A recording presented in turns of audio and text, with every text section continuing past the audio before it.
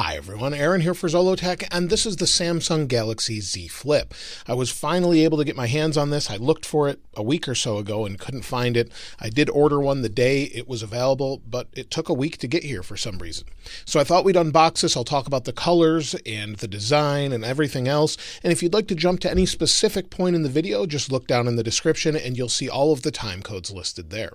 Now this comes in at $1,380 in the United States unlocked, and it's available in 4 different colors, but one of those is a little more expensive. So this is the mirror black edition, then we have mirror purple, mirror gold, and then we have a Tom Brown edition, which comes with a watch, some different Galaxy Buds, and costs $2,480 if you can find one of those. So let's go ahead and open this up.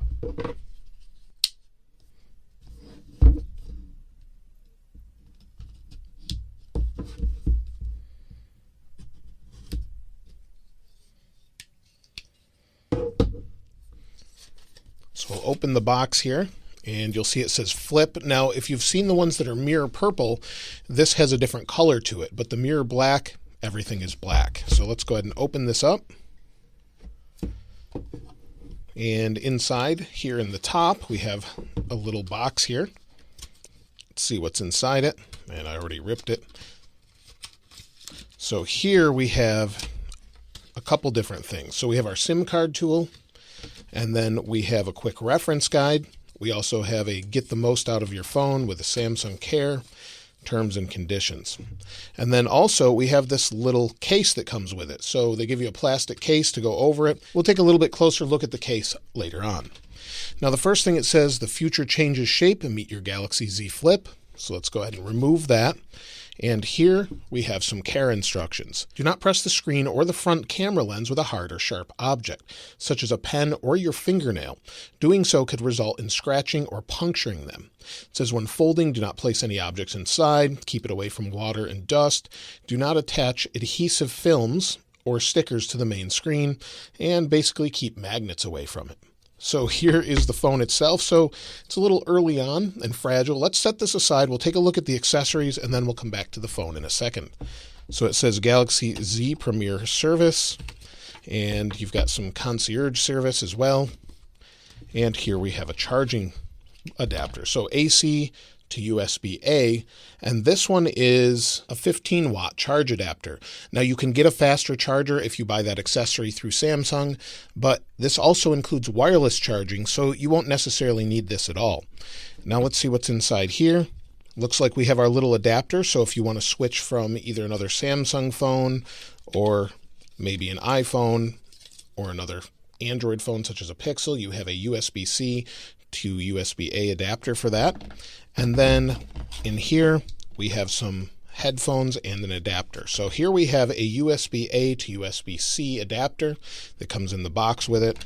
And then it looks like AKG headphones. So you've got some AKG headphones here, and included are different size ear tips for this. And here's your AKG headphones to USB-C. So you have all of that included. Let's set all of this aside and take a look at the phone. So here's the phone itself. Let's take the outer protective wrapper off.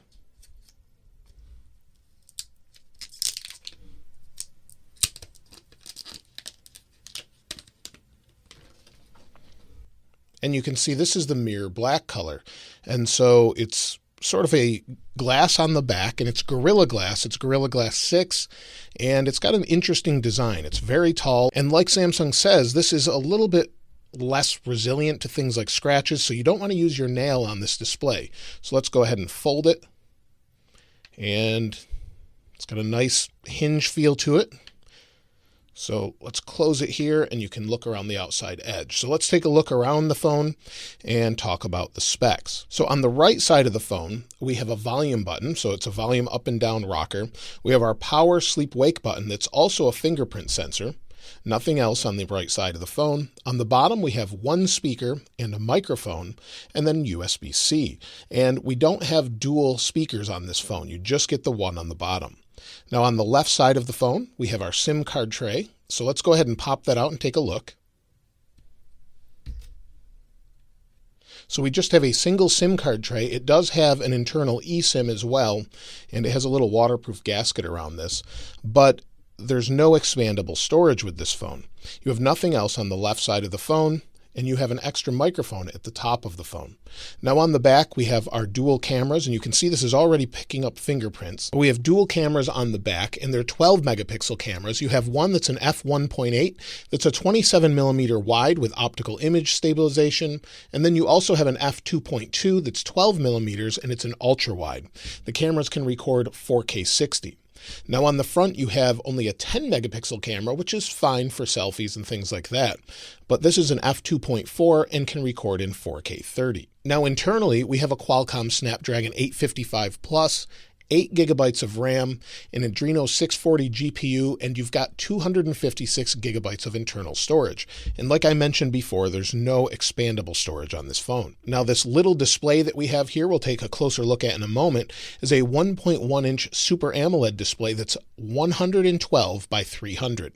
Now the battery is split into each half, but total they combine to form 3,300 milliamp hours. So hopefully this will get us through a day, only time will tell. Now the display on the front is very tall, and I'll talk more about this in a moment, but it's a 6.7-inch AMOLED display that has a 1080 by 2636 resolution with 425 pixels per inch. It also supports HDR10+. And so let's go ahead and turn on the phone. So we'll hold down the power button there, it turns on, and the display is very vibrant. Looks like any other OLED display that I've seen before. We'll wait for it to boot up here, and we'll go through the setup.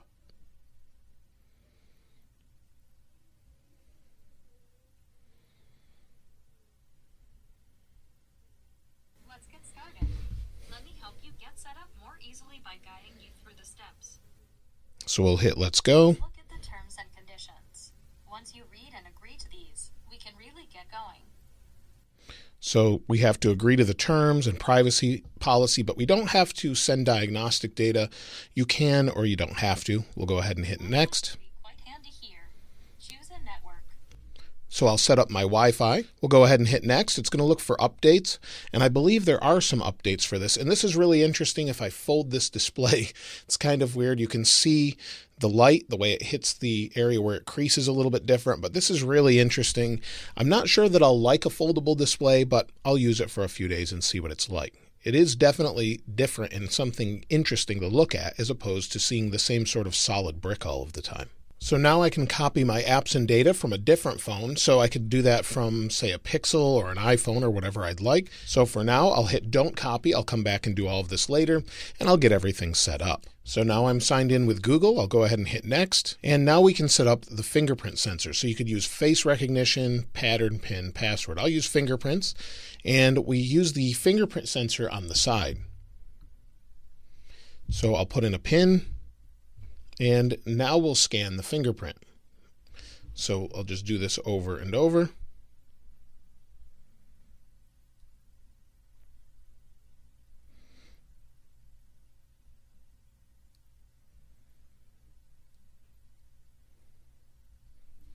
It says reposition your finger each time. Okay.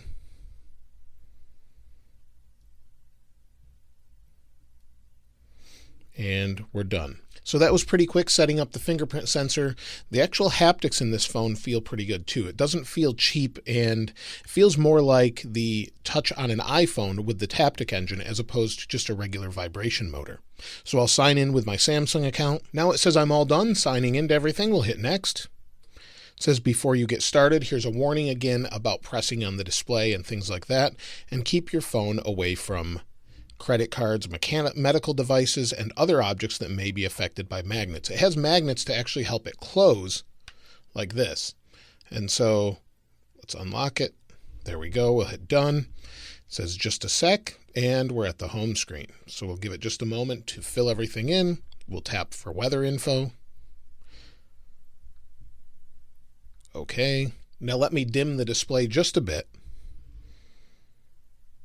Now, as far as display and flicker and things like that, this display does use PWM for brightness, so as you move the brightness up and down, it's going to affect how much it flickers, faster or slower, depending on what you're doing. Now, that's not a big deal for most people, but about 1 out of 10, including myself, is usually affected by this.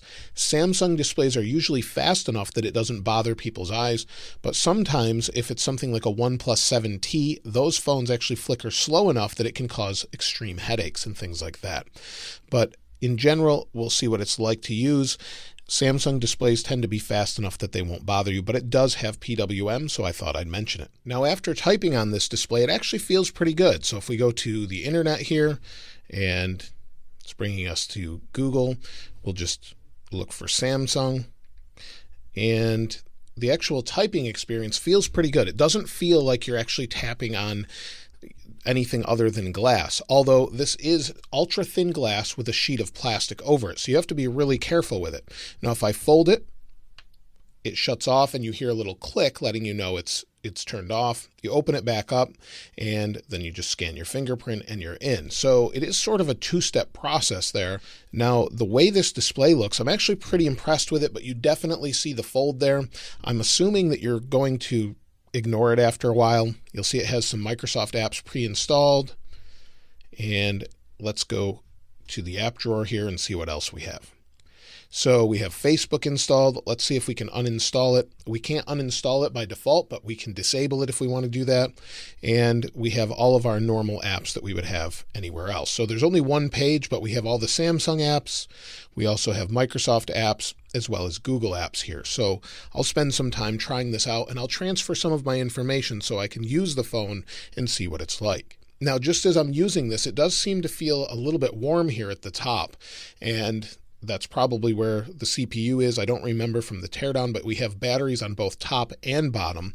And if I close it here, we should have a little display that lights up here. So you've just got the time, your battery percentage, and the date, and then it goes away. So if I tap on it, it should be responsive.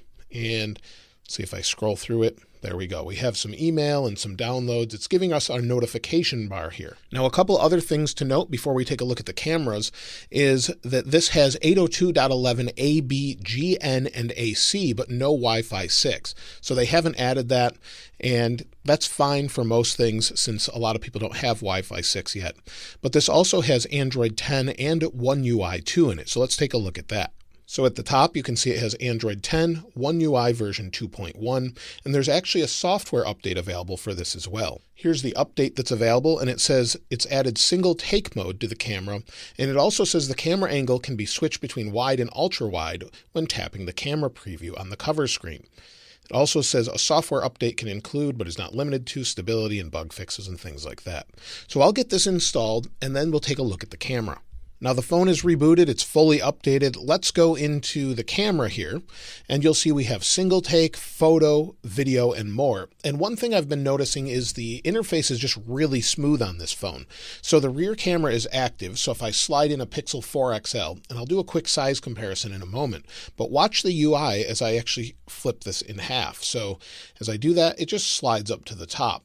Really nice, smooth animations, things like that.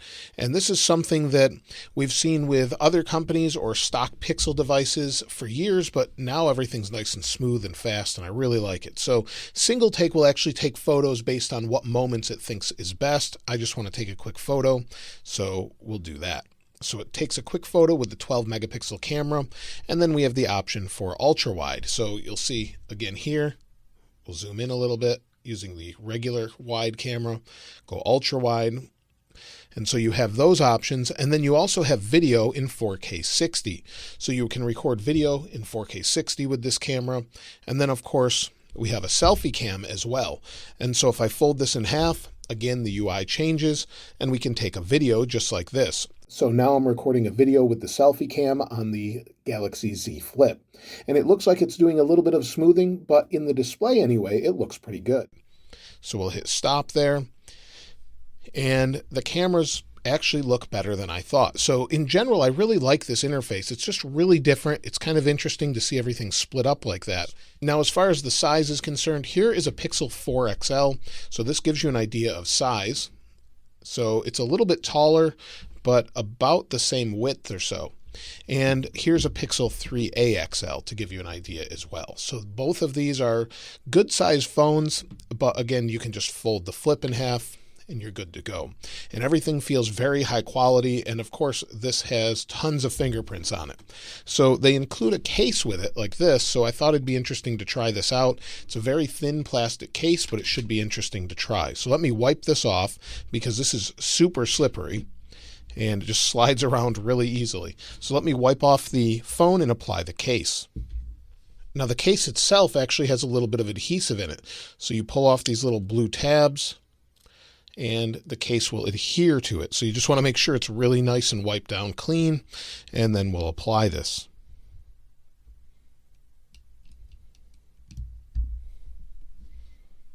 And there you'll see it does not protect the bottom very well, but it protects the side and the back. So let's put on the other side as well. Now on this side of the case, there's no adhesive. So let's go ahead and just click it into place here. Make sure it has no fingerprints on it. And there we go. So the case is installed. It's super thin and looks pretty good. So let's go ahead and open it back up and you can see what it looks like. So it still shows the phone and the color overall, but it gives it a thin layer of protection and doesn't really add to the bulk of the display or the phone in general. So it looks pretty good, but doesn't add a ton of protection either. So the bottom is fully exposed. But you get the idea. I don't think anyone's going to be careless with this sort of phone. Now this case does give it a little bit of grip as well. So even though it's a plastic case, it feels much more grippy. And let's set it down quick. It's still slippery, but nowhere near what it was before. So it looks like it should be a little bit better. Now this hinge is kind of interesting. It will hold just a little bit like that. And so you can fold it and leave it like that and use it and kind of move through the display. It's kind of interesting how you can use it this way, and it's just a different sort of experience that I'm looking forward to trying. I haven't seen anything really new in quite some time, and this is the first time I've got my hands on a phone for more than 5 or 10 seconds that folds. So this was really hard to find last week. I found one in an AT&T store, but they didn't have any available, so I was finally able to get my hands on one of these. So I'll take a little bit closer look at it, use it for a little while, and if you have any other questions, let me know in the comments below.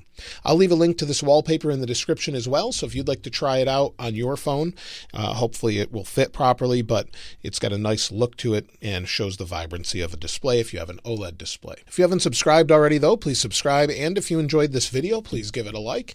As always, thanks for watching. This is Aaron. I'll see you next time.